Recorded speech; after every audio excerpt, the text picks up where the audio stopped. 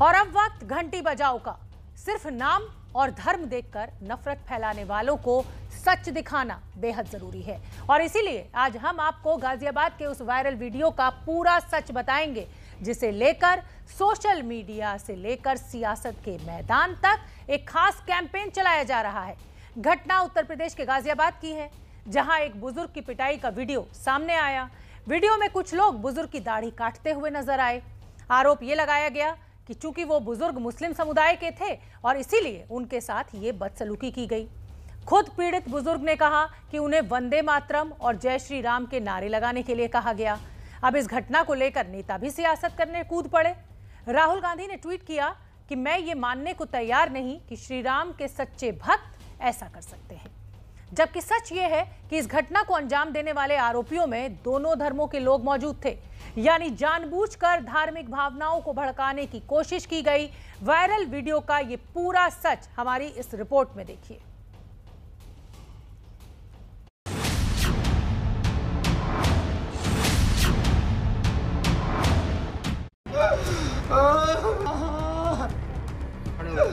और मुझे एक जंगल में ले गए, वो जंगल में ले जाकर मुझे कमरे में बंद कर दिया।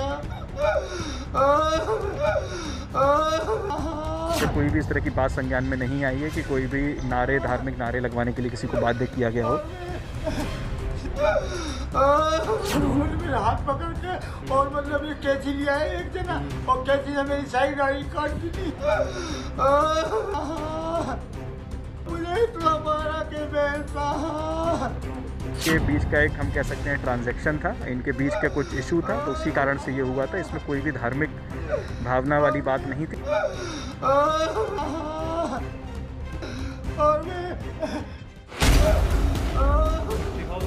तो झूठ की जमीन पर नफरत की फसल कैसे बोई जाती है, उसका सबूत है ये वीडियो।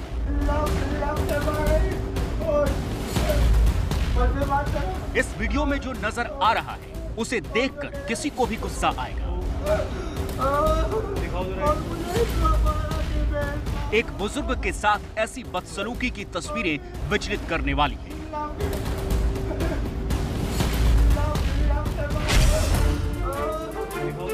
इसमें कुछ लोग इस बुजुर्ग के साथ मारपीट कर रहे हैं।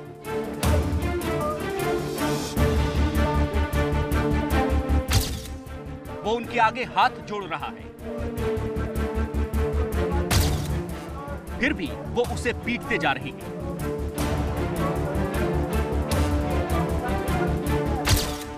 फिर मारपीट कर रहे एक आदमी के हाथ में कैंची नजर आती है। इस कैंची से वो बुजुर्ग की दाढ़ी काटने लगता है।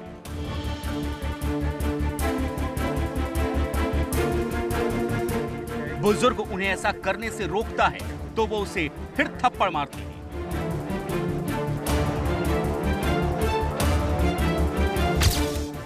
इसके बाद डंडे से उसे पीटना शुरू कर देते हैं।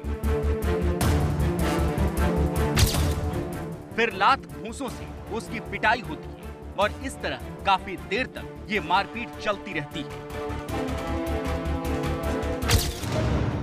2 दिन पहले ये वीडियो अचानक वायरल होने लगता है और इसके साथ ही ये माहौल बनाया जाता है कि चूंकि ये बुजुर्ग मुस्लिम हैं, इसलिए जानबूझकर इन्हें निशाना बनाया गया। जाहिर है ये सारी कोशिश सांप्रदायिक माहौल को बिगाड़ने के लिए की गई। इस वीडियो में दिख रहे बुजुर्ग ने भी यही आरोप लगाया कि उसे उसके धर्म के कारण प्रताड़ित किया गया।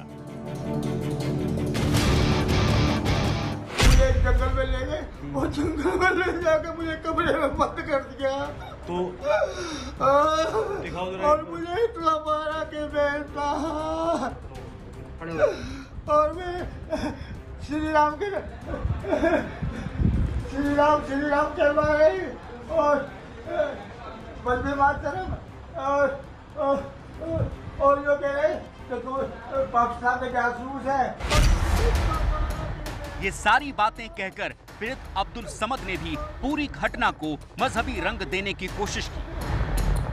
मेरे हाथ पकड़ के और मतलब ये कैंची लिया है एक जना और कैंची ने मेरी सारी गाड़ी काट दी थी। अच्छा, इससे पहले दाढ़ी कितनी बड़ी थी आपकी? खूब बड़ी थी गाड़ी मेरी। अच्छा, उन्होंने कैंची से काटी है? कैंची से काटी है। अच्छा। और वो लोग कहे अगर दाढ़ी काटेंगे तो इस जान से मार देंगे। दाढ़ी काटने वाली बात वीडियो में भी दिख रही है, पर सवाल है कि जो कुछ इस वीडियो में दिख रहा है और जो कुछ इसके बारे में फैलाया जा रहा है उसमें कितना सच और कितना झूठ। ट्विटर पर यह वीडियो अब्दुल के नाम से ट्रेंड करने लगा। अब्दुल को इंसाफ दिलाने की मांग शुरू हो गई। कुछ ने इसे हिंदू आतंकवाद का नाम दे दिया, तो किसी ने इसे यूपी चुनाव के पहले की साजिश से जोड़ दिया। पर सच क्या है, ये जानने की कोशिश किसी ने नहीं की। पुलिस से जब इस बारे में सवाल किया गया तो पता चला कि वीडियो गाजियाबाद के लोनी इलाके का है। घटना 5 जून 2021 की है। 7 जून को पुलिस को इसकी शिकायत मिली, जिसके बाद केस दर्ज कर जांच शुरू हो गई। यहाँ चौंकाने वाली बात यह है कि जांच शुरू होने के करीब 1 हफ्ते बाद ये वीडियो वायरल हुआ और इसे लेकर जहर फैलाया जाने लगा। राजनीतिक दल भी इसमें कूद पड़े। कांग्रेस सांसद राहुल गांधी ने आज ट्वीट किया, मैं ये मानने को तैयार नहीं हूं कि श्री राम के सच्चे भक्त ऐसा कर सकते हैं। ऐसी क्रूरता मानवता से कोसों दूर है और समाज और धर्म दोनों के लिए शर्मनाक है। AIMIM अध्यक्ष असदुद्दीन ओवैसी ने इस घटना को लेकर यूपी सरकार पर निशाना साधा। उन्होंने ट्वीट करके पीटने वाले आरोपियों को हिंदुत्ववादी गुंडा कह दिया। ओवैसी ने राष्ट्रीय मानवाधिकार आयोग से दखल की मांग भी की थी। ये साजिशी सुपारी सिंडिकेट देश के सद्भाव के ताने बाने को छिन्न भिन्न और ध्वस्त करने की कोशिश कर रहा है।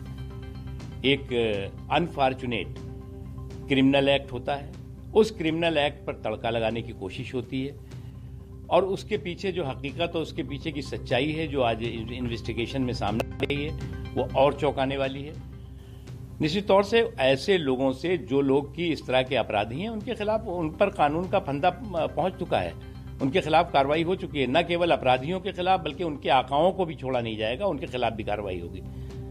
लेकिन इस साजिशी सुपारी सिंडिकेट को एक बात समझ लेना चाहिए कि देश के सद्भाव के ताने बाने को छिन्न भिन्न करने का षड्यंत्र साजिश, भारत में दुनिया को बदनाम करने की षड्यंत्र साजिश कभी भी उनकी सफल नहीं होगी। इस बीच राष्ट्रीय अल्पसंख्यक आयोग ने चिट्ठी भेजकर गाजियाबाद पुलिस को पूरी घटना को लेकर 7 दिनों में जवाब देने के लिए कहा। पुलिस ने भी इस केस में धार्मिक भावनाएं भड़काने की धाराएं जोड़ दी, लेकिन आरोपियों से पूछताछ शुरू की तो पता चला कि यह पूरा मामला जिस तरह से पेश किया गया असल में वैसा नहीं था। तो कोई भी इस तरह की बात संज्ञान में नहीं आई है कि कोई भी धार्मिक नारे लगवाने के लिए किसी को बाध्य किया गया हो। ये एक इनके बीच का एक हम कह सकते हैं ट्रांजैक्शन था, इनके बीच का कुछ इशू था, तो उसी कारण से ये हुआ था। इसमें कोई भी धार्मिक भावना वाली बात नहीं थी, लेकिन फिर भी क्योंकि इस तरह का कृत्य है उससे धार्मिक भावना भड़क सकती है। हमने उन्हीं धाराओं में इनका चालान करेंगे, इनका चालान कर रहे हैं। 3 अभियुक्त अभी हिरासत में हैं। पुलिस के मुताबिक पीड़ित की तरफ से नारे लगवाने के आरोप में कोई सच्चाई नहीं पाई गई, लेकिन पिटाई और दाढ़ी काटने की बात तो वीडियो में साफ नजर आ रही थी। इसे लेकर जांच में जो पाया गया वो और चौंकाने वाला था। पुलिस के मुताबिक पीड़ित बुलंदशहर का रहने वाला है। वो और आरोपी पहले से एक दूसरे को जानते थे।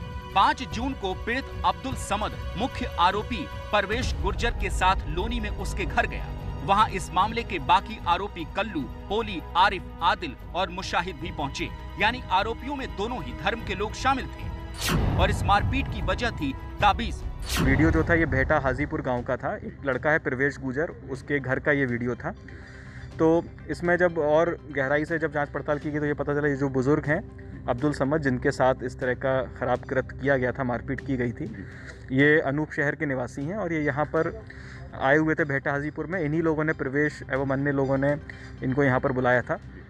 ये इसलिए बुलाया था क्योंकि ये तावीज़ देने का कुछ काम भी करते हैं, तावीज़ बनाने का, और इनके परिवार के लिए एवं गांव के अन्य लोगों के लिए भी इन्होंने कई बार तावीज़ बनाए थे।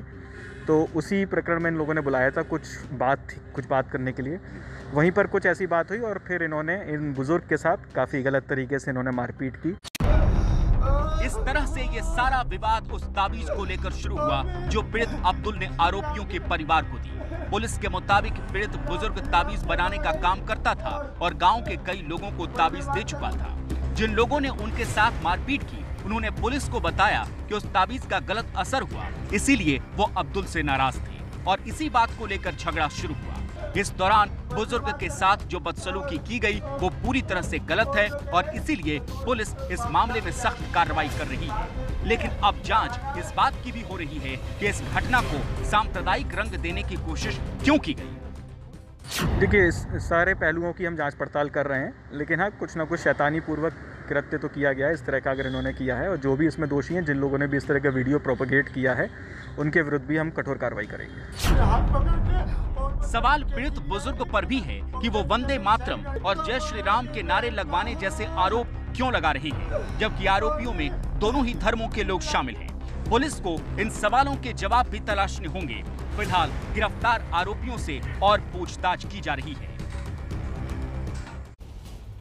तो आपने ये पूरा वीडियो हमने आपको दिखाया, पूरी रिपोर्ट दिखाई, सच आप समझ गए होंगे। लेकिन बड़ी खबर यह है कि इसको लेकर राजनीति बेहद तेज है। राहुल गांधी ने ट्वीट कर दिन में तंज कसा था कि मैं ये मानने को तैयार नहीं हूं कि राम भक्त ऐसा कर सकते हैं। राहुल गांधी के इस ट्वीट पर उत्तर प्रदेश के मुख्यमंत्री योगी आदित्यनाथ ने पलटवार किया। योगी का ट्वीट भी हम आपको बताते हैं। उन्होंने कहा कि प्रभु श्री राम की पहली सीख है सत्य बोलना, जो आपने कभी जीवन में किया नहीं। शर्म आनी चाहिए कि पुलिस द्वारा सच्चाई बताने के बाद भी आप समाज में जहर फैलाने में लगे हैं। सत्ता के लालच में मानवता को शर्मसार कर रहे हैं। उत्तर प्रदेश की जनता को अपमानित करना, उन्हें बदनाम करना छोड़ दें। तो सोशल मीडिया से लेकर सत्ता के गलियारों तक इस वीडियो ने कोहराम मचाया। सियासत जमकर हुई। राहुल गांधी ने पहले वार किया और उसके बाद योगी आदित्यनाथ का पलटवार आया। बुजुर्ग पिटाई विवाद को लेकर योगी आदित्यनाथ ने राहुल गांधी को जवाब दिया। राहुल गांधी समाज में जहर फैलाने में जुटे हैं। योगी आदित्यनाथ का बड़ा हमला राहुल गांधी के ऊपर। उससे पहले राहुल गांधी ने ये ट्वीट किया था और उत्तर प्रदेश सरकार पर निशाना साधा था। ये कहा था कि राम भक्त ऐसा कर ही नहीं सकते। तो झूठ को सच बनाकर सांप्रदायिक माहौल बिगाड़ने की ये साजिश आपने देखी। घंटी बजाओ में अब बात एक और झूठ की करेंगे। अप्रैल महीने में हरिद्वार में हुए कुंभ में लाखों लोगों का कोरोना टेस्ट हुआ था। सरकार ने कुंभ क्षेत्र में कोरोना संक्रमण फैलने से रोकने के लिए ये टेस्ट कराए थे, लेकिन संक्रमण फिर भी नहीं रुका, क्योंकि जितने टेस्ट दिखाए गए थे उतने हुए ही नहीं थे। क्या है ये पूरा मामला, हमारी ये रिपोर्ट देखिए।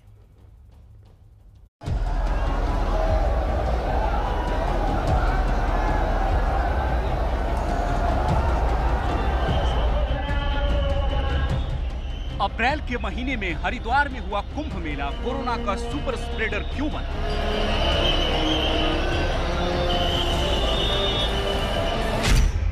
इसका सच अब सामने आ रहा है। यहां कोरोना टेस्ट के नाम पर बड़ा फर्जीवाड़ा हुआ। सरकार ने उस वक्त यहां आने वाले सभी लोगों की टेस्टिंग अनिवार्य कर दी थी, जिससे कोई भी कोरोना संक्रमित मेला क्षेत्र में प्रवेश न कर पाया। इसके लिए स्वास्थ्य विभाग ने करीब 24 लैब से कॉन्ट्रैक्ट किया, जिनमें से 10 प्राइवेट लैब थे। आरोप है कि एक निजी लैब ने टेस्ट के नाम पर फर्जीवाड़ा किया। ज्यादा बिल वसूलने के लिए ज्यादा टेस्ट दिखाए गए। टेस्ट की संख्या ज्यादा दिखाने के लिए फर्जी आधार कार्ड जमा किए गए। पंजाब का एक युवक जो हरिद्वार गया ही नहीं, उसकी भी टेस्ट रिपोर्ट तैयार हो गई। उस युवक की शिकायत पर आईसीएमआर ने जांच के आदेश दिए तो ये सारा घोटाला सामने आ गया। अभी जो काफ़ी लैब हैं इसमें पैनल थी सुमा साहब की तरफ से भी और स्वास्थ्य विभाग जो कुंभ मेला का था उसकी तरफ से, दोनों तरफ से जांच की गई है।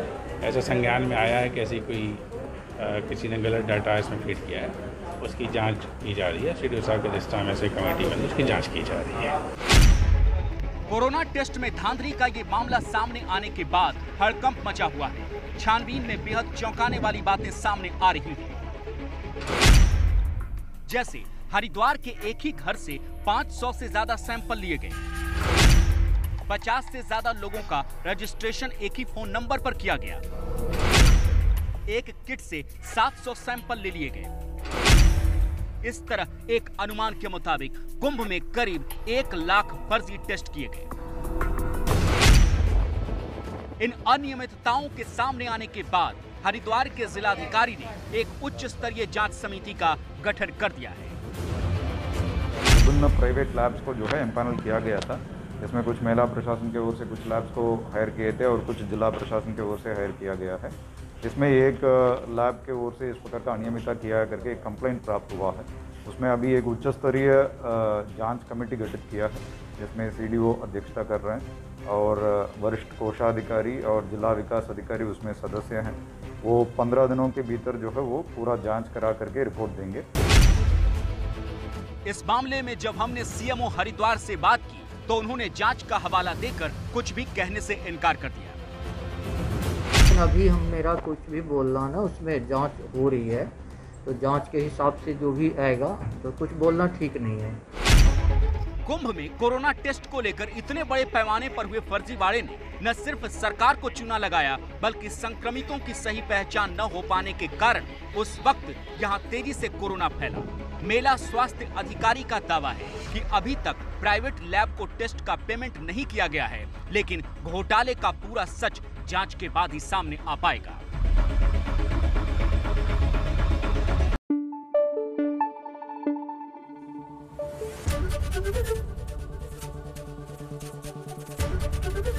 एबीपी न्यूज आपको रखे आगे।